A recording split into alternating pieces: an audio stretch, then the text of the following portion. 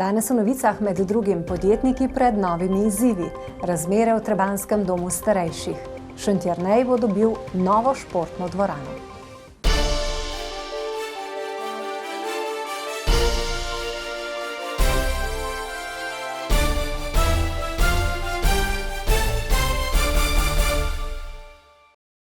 Lepo pozdravljeni. Že skoraj 2 leti se soočamo s koronavirusom in njegovimi posledicami v družbi.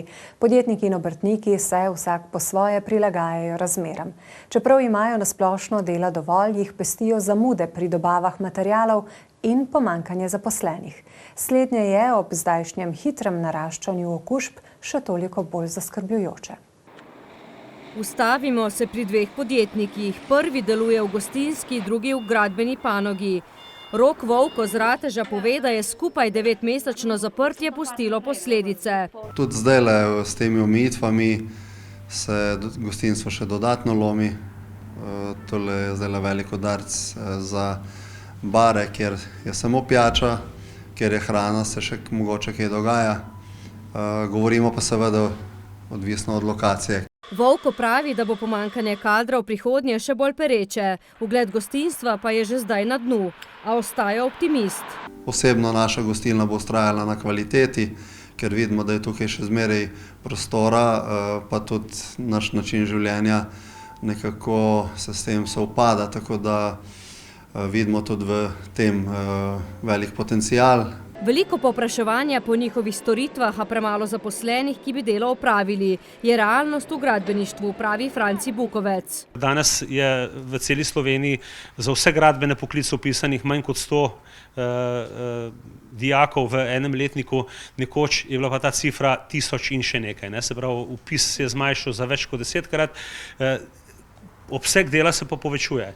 Poleg tega nadaljuje so težave z dobavami materialov. Kajti v zadnjem obdobju so razen dviga cen se pojavile tudi težave s tem, da dobavni roki materialov niso več 2 do 3 mesece, kot je bilo pred leti, kar ni bilo na zalogi, ampak to je več mesecev.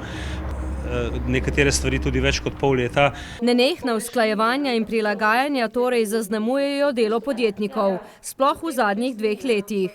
Mi smo v lanskem letu dejansko bili zadovoljni, da se gospodarstvo ni zapiralo, da so pretežno vse dejavnosti lahko delovale, razen z mogoče določenimi omejitvami in pa uvedenimi PCT ukrepi. Leto je bilo z vidika poslovanja uspešno. Kaj pa obeti? Ja, predvsem vztrajati, imeti dobre poslovne programe, jih uresničevati ne glede na težave z dobavo surovin, z višanjem cen, zdaj tudi z povečanjem cen energetskih virov, kar bo seveda imelo vpliv tudi na cene in konkurenčnost našega gospodarstva.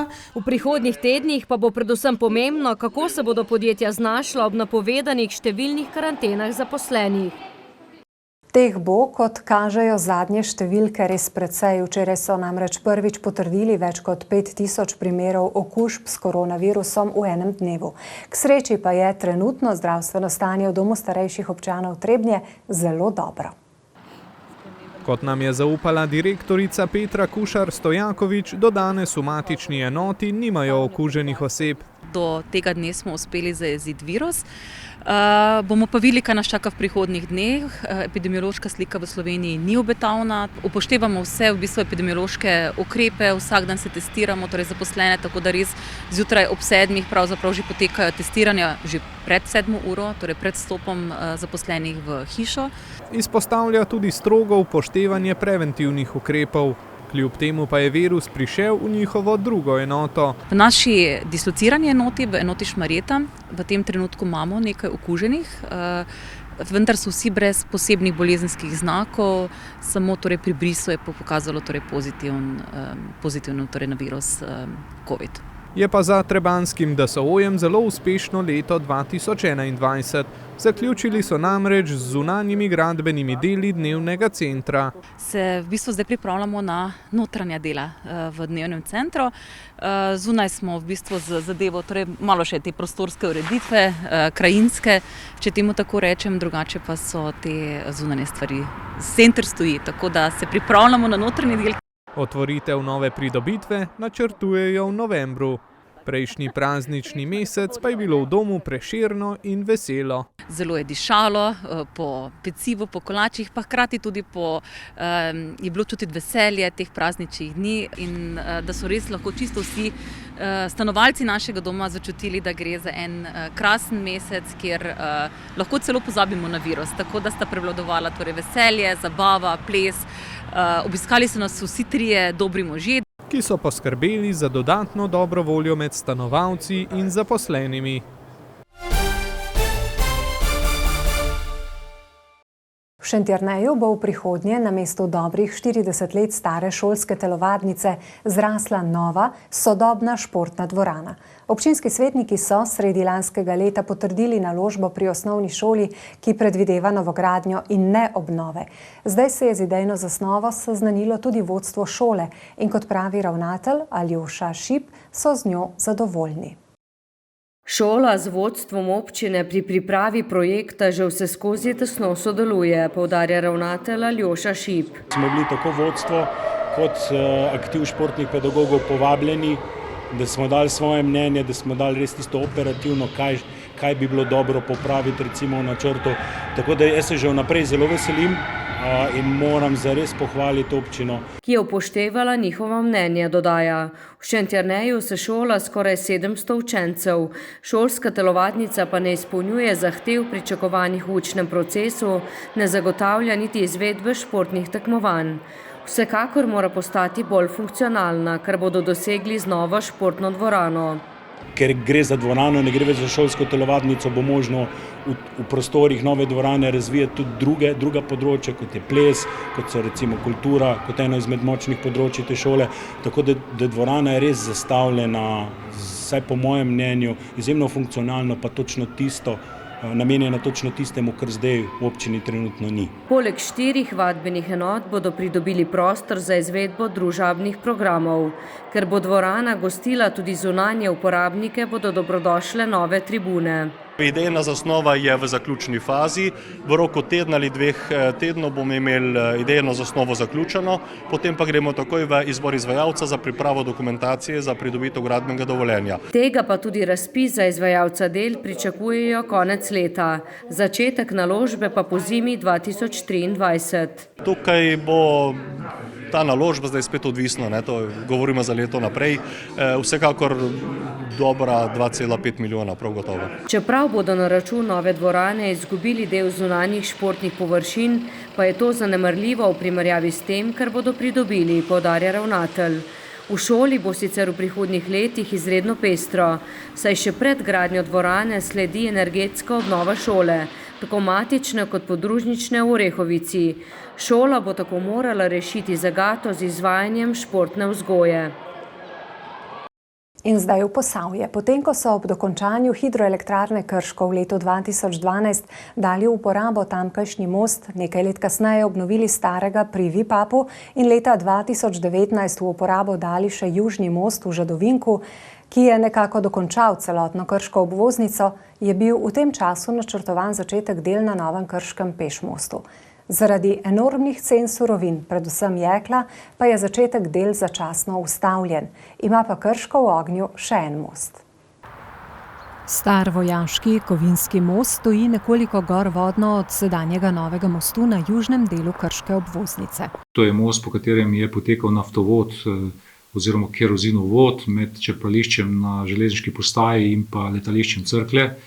Deli tega kerozinovoda so še vedno na tem mostu, poleg tega pa je tam nameščenih še nekaj kablov in pa vodovodnih cevi.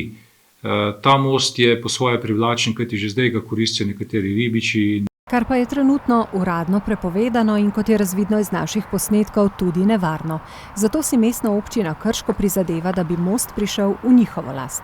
Mi bi želeli, da bi ta most ministrstvo predalo občini, ga uredilo in da bi potem kasneje mi skrbeli za ta most z ustreznimi dovozi in navozi, bi lahko most koristil tako pešcem kot tudi kolesarjem in bi pravzaprav povezal športni park pri stadionu Matije Gubca z nasprotnostjo stranjo Save, z mestom, kjer umeščamo park, pasji park, rečemo, to je prostor za rekreacijo psov. Namero ministrstva nam je že poleti ob podpisu pisma o nameri za obnovo in upravljanje opuščenega prečrpavališča kerozina za potrebe vojašnice Cerklje ob Krki razkril predstavnik Ministrstva za obrambo. Tisti most moramo mi popraviti, in potem bomo most prišlo na občino, seveda, ker je infrastruktura, ki mi ne rabimo. Mi osebi so kerozinovod je šel od spodaj pod tem mostom, mislim, se držal most. Ali bo ministrstvo še zainteresirano za predajo mostu na ta način tudi, ko bodo na mizi imeli finančno ovrednotenje potrebne obnove, pa bo pokazal čas.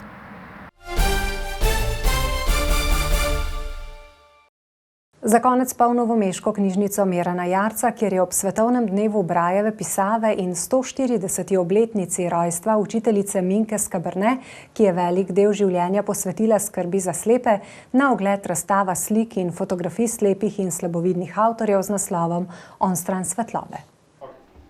Na razstavi sodeluje 20 slepih in slabovidnih avtoric in avtorjev iz različnih krajev Slovenije.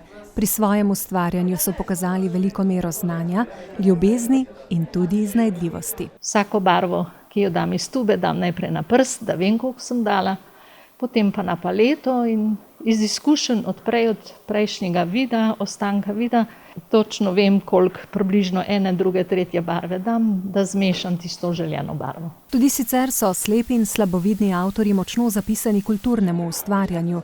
Na nek način jim to prinaša svetlobo v njihova življenja. Vid se mi je tako poslabšal, da sem že v skupini slepih z ostankom vida, to se pravi manj kot 5%, in še vedno vztrajam. Seveda s slabšanjem vida se tudi slikanje, tehnika slikanja, motivika temu prilagaja. Kulturno udejstvovanje slepih in slabovidnih je na področju, v kateri so lahko enakopravni. In zato so na veliko to izkoriščajo in Zveza društev jih podpira z prirejanjem raznih delavnic in seminarjev in usposabljanj.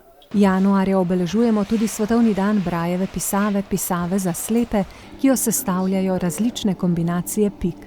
Bralna pismenost je tudi za njih zelo pomembna.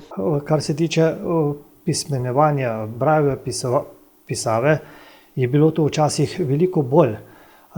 Tehnika je pa naredila to, da se rajše poslužujejo sodobnih tehnologij, zvočnih knjig, in pa preko računalnikov lahko tudi prebirajo knjige in literaturo. Slepi in slabovidni si najbolj želijo to, da so družbi v pomoč, še zdaleč ne breme. Družba se spreminja in seveda tudi sprejema slepe in slabovidne precej enakopravno. Problem je pri zaposlovanju, ker še zmeraj imajo občutek, da so nesposobni za delo, kar dejansko ni res, ne. Slepi in slabovidni so zelo dobri delavci. Razstavo Onstran svetlobe so sicer prvotno predstavili javnosti že leta 2019, Novo mesto pa je 10. kraj, v katerem je na ogled. Pravijo, da moramo videti, da bi verjeli. Vendar je v resnici morda bolj prav, da verjamemo in zato vidimo. Hvala za vašo pozornost in do prihodnjič. Bodite lepo.